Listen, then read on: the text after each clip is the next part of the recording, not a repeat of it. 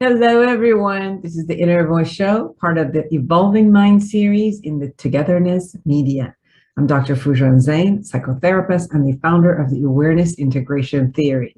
Today, in the tip of the week, I will share with you a way of being destructive or constructive with your anger.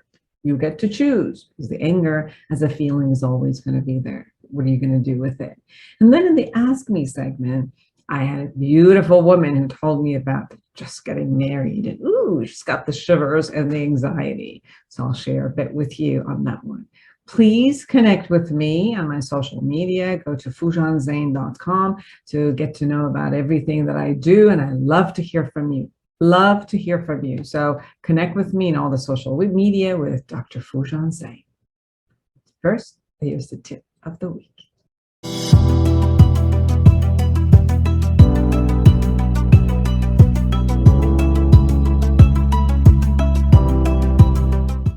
Well, here's the tip of the week. Anger is an important emotion. It's powerful. It protects us. The emotion of anger gives a message to us, has messages for us. It might be setting boundaries, getting our rights, stand in front of others, hostility, fight for our freedom, be a source of competition, or move us through rough times. Reacting in an angry way destroys relationships. Everyone has some sort of reasoning or justification for acting or reacting in an angry way, but the price is very high. When anger is felt, respected, and taken into a proactive, non-hostile action, it can create movements, correct the path of relationships, and establish boundaries, laws, and structures. However, when it is thrown outwards with the intention of harm to the other person, it destroys relationships. This week, I've worked with many families where the dialogue between them has turned hostile and remained hostile. Instead of experiencing their love and affection, they were disrespecting each other, physically harming each other, losing trust and safety to be around each other. While they both just wanted to be heard and respected, most people tend to hold on to their anger because it makes them feel powerful and in control. Yet, most of their reaction shows up as actually powerless and out of control. Since when they hurt someone who they care for, they justify it as, I can't help it, I have no control, couldn't stop myself. Managing any emotion takes skills. Managing anger needs powerful skills, filters, and the know-how. Some people think that managing their anger means holding back and losing and facing the other one winning, actually. Healthy management of anger is to recognize the emotion, name it, understand the message it has for you, release it, and then take action accordingly to the result that you actually intend to create in whatever relationship that is. If the intention in the relationship is not to destroy or harm the other person, then cursing, swearing, intimidating, threatening, yelling, bullying has no room. These behaviors end relationships, do not foster intimacy and love. Sharing emotions, needs, requests, desires will bring people close to each other. So instead of justifying the emotion that leads to destructive behavior, we can own and acknowledge our emotion, give ourselves the right to be angry, but take the right away to act angrily toward others. Be angry and communicate appropriately to create a resolution with respect to yourself and others. So observe your way of being angry. Do you feel your anger when it is a minor frustration, or wait until you're in completely rage? Do you stop and listen to what the anger is saying to you? Do you have multiple emotions under the umbrella of anger? For example, fear, shame, anxiety. How do you release your anger? How do you communicate your anger? How do you take care of yourself when you're angry? And what prices do you have to pay for stuffing your anger inside and not saying anything? And what prices do you pay by reacting and blasting your anger toward everyone else? Do you have the skills to manage, share, and release your anger? Do you know where to get those skills? For more observational and integrative skills, go to my book, Life Reset, the Awareness Integration Path to the Life You Want. Thank you. Togetherness Media. Togethernessmedia.com.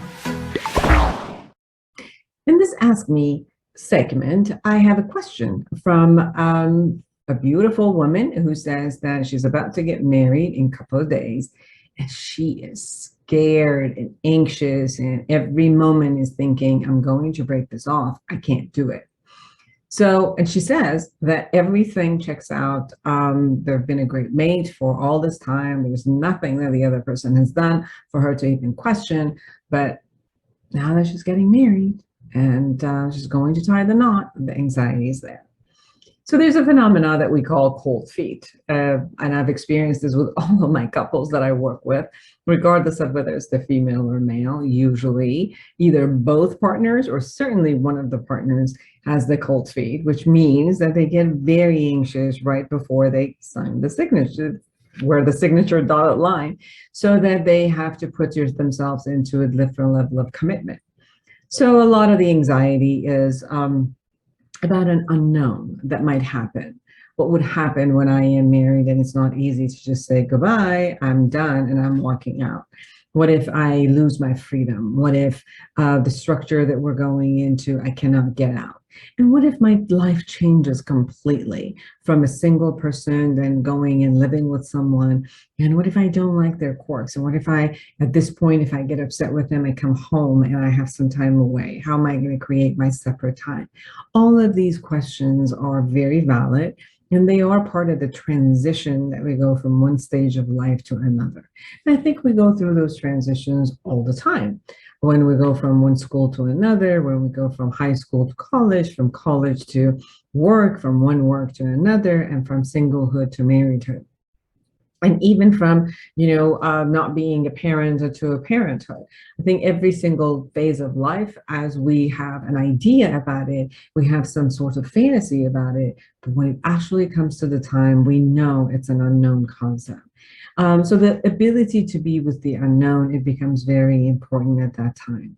And knowing that if we have rationalized, you've looked at things in a logical way, you've also considered your thoughts and your emotions, and you have a feeling of safety and connectedness, and you know that, as if you ask about 20 people or 10 people around you, that they also value and see the goodness in your relationships and the next phase of life, then it's more of understanding of the unknownness that you're going into.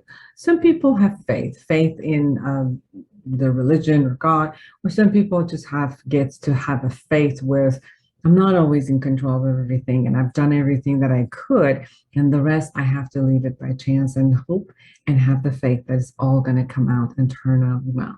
So usually we pass through those couple of days or weeks of the cold feet in that way.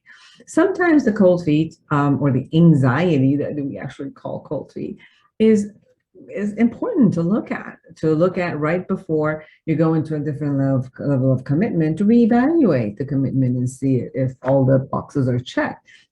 If you've looked over everything, if there's something that is missing, if there's something that you kind of like pushed yourself into this commitment, but you weren't really ready, or there were areas that were important, but you didn't really take into consideration. So maybe it's important to take those anxiety feelings also seriously and do your reevaluation.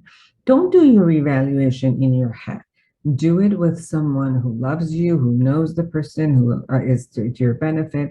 Do it with a therapist. Do it with someone of a confidant, so you can kind of like talk out loud, bounce it off, And as you hear yourself going through and reevaluating and coming back to the term of, this is the one, I'm going to be excited about tying the knots and creating an amazing relationship for the rest of my life.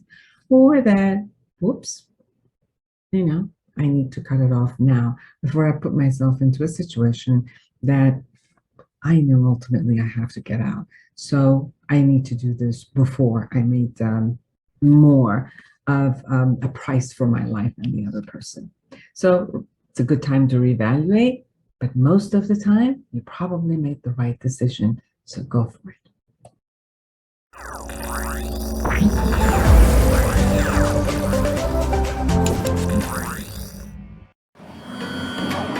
Togetherness Media.